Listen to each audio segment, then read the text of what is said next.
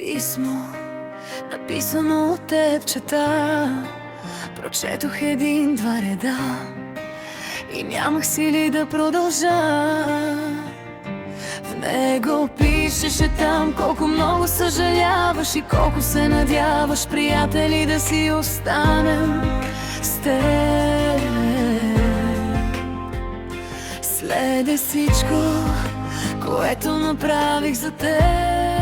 Какво ли не направих за теб? Как може да си такъв неблагодарен човек? Живота преобърнах си заради теб. Всичко дадох ти, а накрая заряза ме. Но помни, всичко рано или късно връща се. И ти ще страдаш някой ден, така за мен, както аз за теб.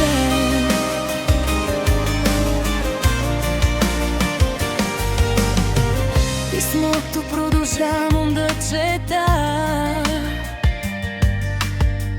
и от мен отронва се една сълза. Пише там, че искаш да се разделим, че друга имала в живота ти, а на мен какво ми причини, знаеш ли? Кармата е кучка, разбери, някой ден и теб ще те боли. Какво ли не направих за теб? Как може да си такъв неблагодарен човек? Живота преобърнах си заради теб. Всичко дадох ти, а накрая заряза ме. Но помни, всичко рано или късно връща се. И ти ще страдаш някой ден, така за мен, както аз за теб. Тя като мен всичко ще ти дава ли? Като мен ще те обича ли?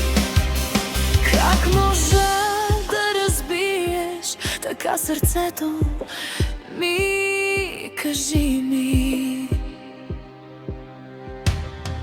Какво ли не направих за теб? Как може да си такъв неблагодарен човек? Живота преобърнах си заради теб. Всичко дадох ти, а накрая заряза ме.